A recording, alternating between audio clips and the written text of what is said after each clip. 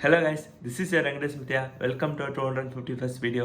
இந்த வீடியோவில் நம்ம என்ன பார்க்க போகிறோம்னா, திருக்குறள் இருக்கிற அதிகாரம் நம்பர் 26 புலான் மரத்தில் இருக்கிற குறள் நம்பர் 1 பார்க்க போகிறோம். குறள் தன்னுள் பெருக்கற்கு தான் பிரிது ஊனுண்பான் எங்கனம் ஆளும் அருள். இதோட பொருள் என்னென்னா,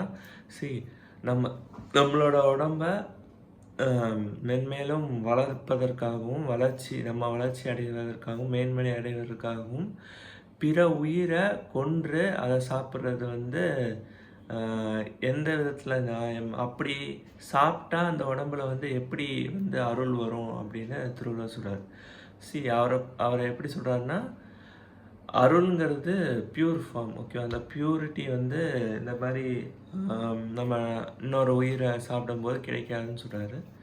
ஸோ பட் எனக்கு டிஃப்ரெண்ட் ஒப்பீனியன் இருக்குது. என்னென்னா, எனக்கு தெரிஞ்சு நம்ம சாப்பிட்றது எல்லாமே நான் வெஜிடேரியன் தான், ஃபேம் நாட் ராங், இன்க்ளூடிங் இங்கே சாப்பிட்ற வெஜிடபிள்ஸ், ஃப்ரூட்ஸ், அது எல்லாமே ஒரு உயிர் இருக்கிற இதுதான்.